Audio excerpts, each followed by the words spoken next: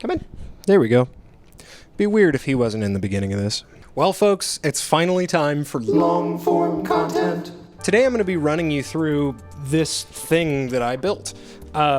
This has been a long process, and it is far from over, and it is not anywhere near the full vision that I see. Let's go back a little ways. Let's run it back now. So a little while back, I went to a thrift store with Mr. Aiden, the drummer for this band, and we were looking for furniture for our new apartment, and I saw this thing sitting on a shelf in a thrift store for 25 bucks. It was labeled as furniture, and it was pretty gross when I got it. So what is this guitar?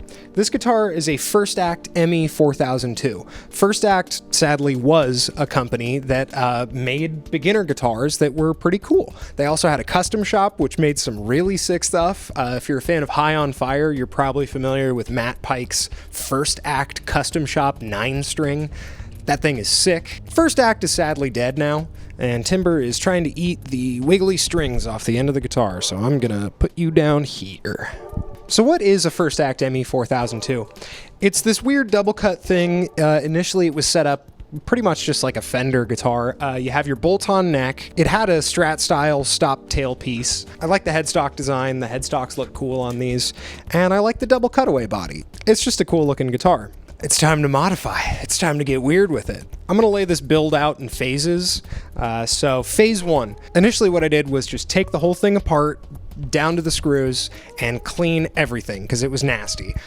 Really wish I would have recorded any of that process, but I didn't think about it. Next in line was the tuners. It had 5 or 4 tuners, I forget. The remaining ones were pretty shitty, so I had a set of Ping tuners laying around that Eric had given me. Thank you, Eric. An issue with those is that they were a set of inline tuners, like the classic Fender style. This is a 3-in-3 headstock. So half the tuners wind the correct way, the other half of the tuners are upside down. Phase 2. So as I've previously mentioned, a company called Geiger reached out to me and asked if I wanted to try out some of their parts for free. If you're wondering, yes, this is technically a sponsored video, but they didn't give me any money. They just sent me some stuff for free. And they said, hey, you should check out our new vibrato tailpiece thing. It's meant to just go straight into the posts of a stop tailpiece, like a Les Paul style thing. It's a really cool concept, and it looks really cool, and the build quality is nice. I didn't really think about the fact that this is set up like a Fender, so it didn't have those holes. It was never meant for this guitar, so let's begin the ridiculous modification. So, to install the bridge and tailpiece, I had to figure out where everything was going to land.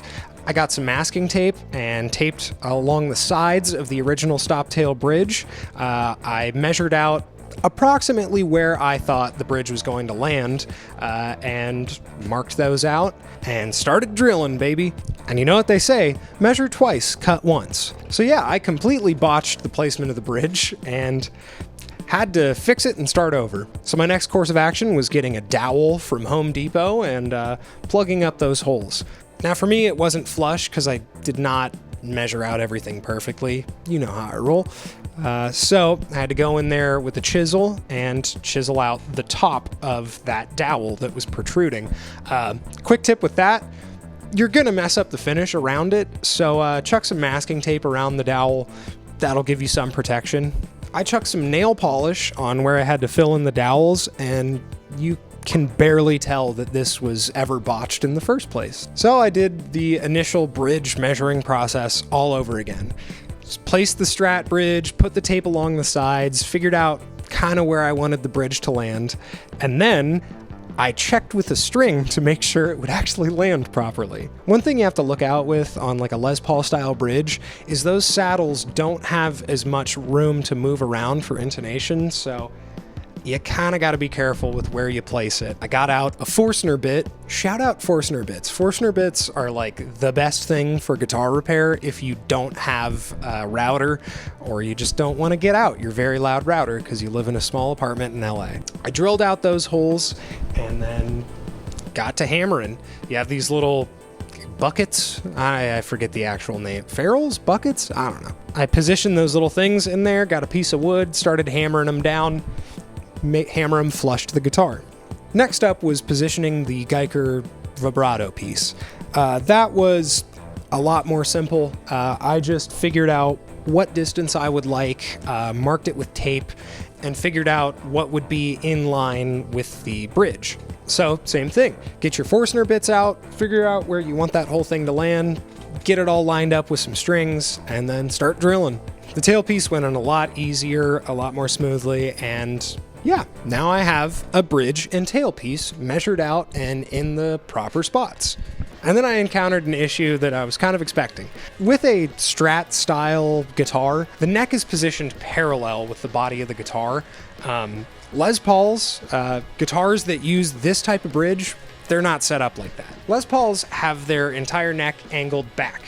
I unbolted the neck and got a little piece of wood that I found and spent a long time sanding that thing down into a wedge shape. You can buy a little piece of wood from like StewMac or whatever that will set your neck angle correctly on a Strat style guitar. I didn't want to spend money and I had wood and sandpaper sitting around, so I just did it myself. Am I happy with the result? The issue that I'm running into with this guitar is I've given it too much neck angle. It's tilted too far back. So I have my Les Paul style bridge sitting pretty tall. And when I strum it and then wiggle the vibrato, I can actually see the bridge moving back and forth because it's sticking too far out. There's not enough thread stuck in those little cups, so the whole thing's moving. That's not great for tuning stability. My next course of action was getting rid of that humbucker because I don't like humbuckers. I like single coils. So I got a dog ear P90 off of Amazon. It came in the cheapest set of P90s and sounds pretty good. Here's another issue that I did not foresee. Dog ear P90s are very flat and the bridge on this guitar is very tall. There's about a 1/2 inch to 3/4 inch gap between the strings and the P90. It is picking up so much radio frequencies and whatnot. The noise floor is just pretty atrocious. And then the last thing I did was get rid of the original knobs that came on this thing because they're ugly.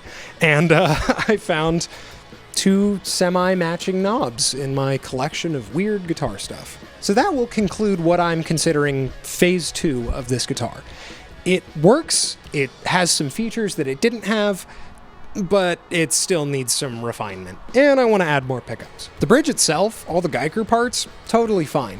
It's just me kind of slapping this together and hoping it would work. It needs some refinement. I plan on modifying the neck shim so this whole string setup sits more flush with the body. And that will help, but probably not permanently fix the pickup height issue. I'm planning on making a little plastic spacer ring to make the pickup actually close to the strings. And the main thing that I want for phase 3 of this guitar is it needs more pickups. It needs a lot more pickups. I want to fill all available space between the bridge and the neck with different types of pickups. So yeah, here's a little clip of me playing a song, playing this guitar, and showing you how it sounds.